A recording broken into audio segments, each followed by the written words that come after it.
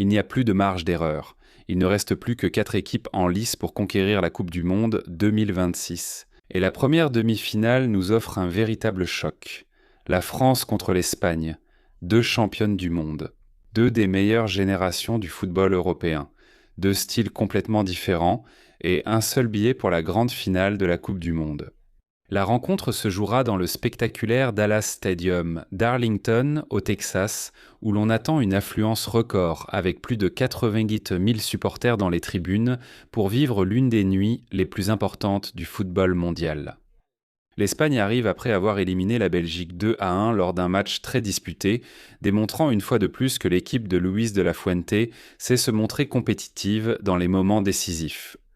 La France, de son côté, a éliminé le Maroc après s'être imposée 2-0, confirmant qu'elle fait à nouveau partie des grandes favorites pour soulever la Coupe du Monde.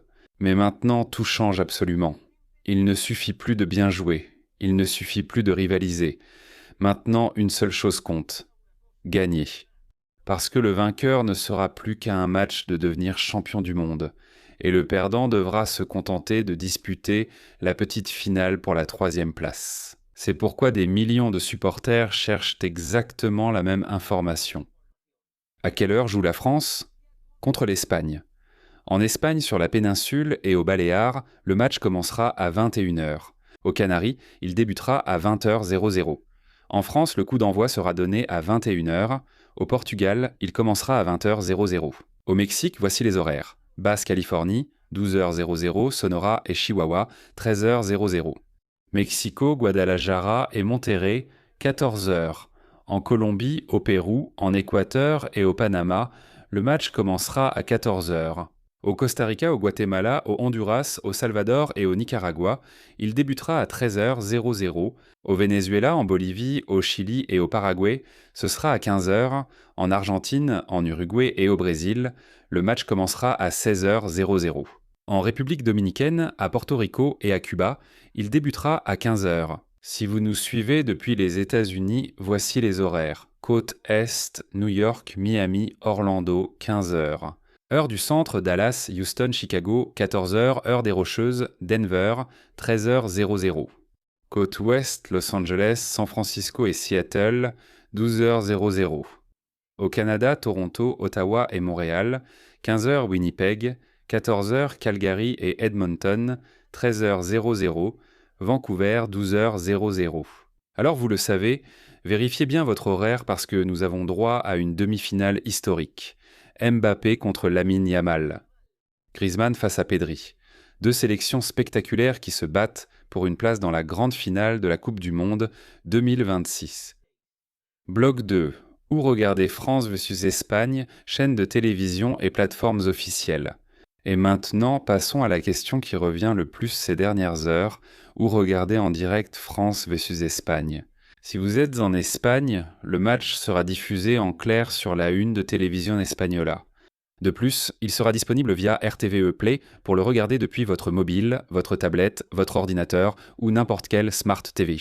Vous pourrez aussi suivre l'événement sur DAZN, qui offrira une programmation spéciale toute la journée avec avant-match, analyse d'après-match et réaction en direct depuis Arlington. En France, le match pourra être regardé en clair sur TF1 ainsi que sur les plateformes officielles qui détiennent les droits de diffusion de la Coupe du Monde. La télévision française commencera sa programmation spéciale plusieurs heures avant la rencontre avec des connexions en direct depuis le stade, des interviews et des analyses tactiques. Au Portugal, la retransmission sera assurée par Sport TV. Au Mexique, la rencontre pourra être suivie sur Canal 5 Las Estrellas, 2DN et Biggs. Aux États-Unis, le match pourra être regardé de 2 façons. En anglais, Fox Sports Up et Fox One. En espagnol, Telemundo, Peacock et Fubo. Au Canada, la retransmission sera disponible sur TSN, CTV et RDS. En Amérique du Sud, le match pourra être suivi pratiquement dans tout le continent via D-Sport et DJO, ainsi que sur les principales chaînes nationales. Argentine, Telefe, TAICI Sports, TS Sports, DS-Sport et DJO. Chili, Chilevision, DS-Sport et DJO. Brésil, TV Globo, Sport TV et KC TV. Colombie, Caracol Télévision, RCN, RCE, eSports et DGO. Pérou, América Television, A eSports et DGO. Équateur, Télé Amazonas, A eSports et DGO. Uruguay, de eSports et DGO. Paraguay, Tigo Sports de eSports et DGO. Venezuela, Televen de eSports et DGO. Bolivie, Red Uno Unitel de eSports et DGO. En Amérique centrale, la retransmission sera au Costa Rica sur Teletica. Guatemala, Chapin TV. Honduras, Televicentro. Salvador, TCS. Nicaragua, Canal 10. Panama, RPC TV et TVN. Et dans les Caraïbes, des pays comme la République dominicaine, Porto Rico et Cuba pourront suivre la rencontre via Dedi Sport, DGO et les opérateurs locaux disposant des droits de diffusion. Alors vous le savez déjà, peu importe de quel coin du monde vous suivez cette Coupe du Monde, la France et l'Espagne disputent une demi-finale spectaculaire qui oppose deux véritables puissances du football international. Un match qui a des allures de finale avant l'heure, où chaque détail peut décider qui se battra pour soulever la Coupe du Monde. Après avoir passé en revue les horaires et les chaînes de télévision, il est temps d'entrer pleinement dans le match. Les compositions possibles, les grands duels individuels et les clés tactiques qui peuvent décider qui obtiendra son billet pour la finale. L'Espagne pourrait conserver son habituel 4-3-3 avec une structure très reconnaissable et l'intention de dominer le match par la possession du ballon. Dans les buts, il y aurait Unai Simón. La défense pourrait être composée de Dani Carvajal sur le côté droit, Robin le Lenormand et Aymeric Laporte comme défenseurs centraux et Marc Cucurella sur le côté gauche. Au milieu de terrain, Rodri serait l'axe de l'équipe, accompagné de Pedri et Fabián Ruiz. Trois footballeurs fondamentaux pour assurer la relance, contrôler le rythme et empêcher la France de transformer le match en un échange constant d'attaques. En attaque, Lamine Yamal apparaîtrait à droite, Nico Williams à gauche et Alvaro Morata comme référence offensive. De la Fuente pourrait également utiliser un attaquant avec plus de mobilité s'il a besoin d'attaquer dans le dos de la défense française. La France, de son côté, pourrait aligner un 4-2-3, un très puissant. Dans les buts, il y aurait Mike Maignan. La ligne défensive pourrait être composée de Jules Koundé à droite, William Saliba et Dayot Upamecano comme défenseurs centraux, et Théo Hernandez en tant qu'arrière gauche. Dans le double pivot, on retrouverait Aurélien Tchouaméni et Eduardo Camavinga, deux joueurs physiques capables de récupérer le ballon et de dépasser le premier pressing espagnol grâce à leur qualité. Plus haut sur le terrain, Ousmane Dembélé pourrait évoluer à droite, Antoine Griezmann libre entre les lignes et Kylian Mbappé partant depuis la gauche. En pointe, la France pourrait miser sur Marcus Thuram ou sur Randal Kolo Muani, selon qu'elle recherche plus de jeu d'eau au but ou plus de profondeur. La première grande clé sera le duel entre Lamine Yamal et Théo Hernandez. Lamine essaiera de recevoir très large, de provoquer et d'obliger le latéral français à défendre en reculant. Mais l'Espagne devra aussi surveiller les montées de Théo, car le Français peut profiter de la moindre perte de balle pour attaquer l'espace laissé dans le dos de Lamine et Carvajal.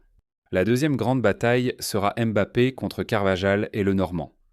La France essaiera de trouver l'attaquant lancé, surtout après avoir récupéré le ballon. L'Espagne ne peut pas lui laisser d'espace. Si Mbappé reçoit le ballon en pleine course, il sera presque impossible de l'arrêter sans qu'il y ait faute ou une occasion claire.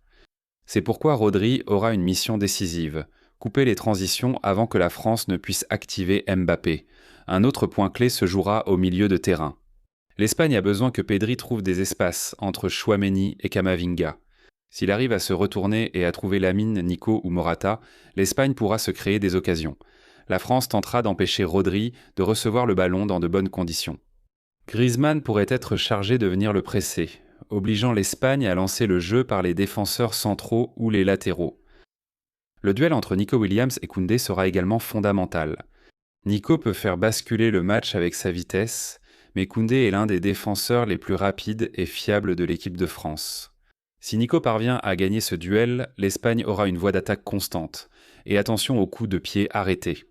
La France possède énormément de puissance aérienne avec Saliba, Upamecano, Tchouaméni et Thuram.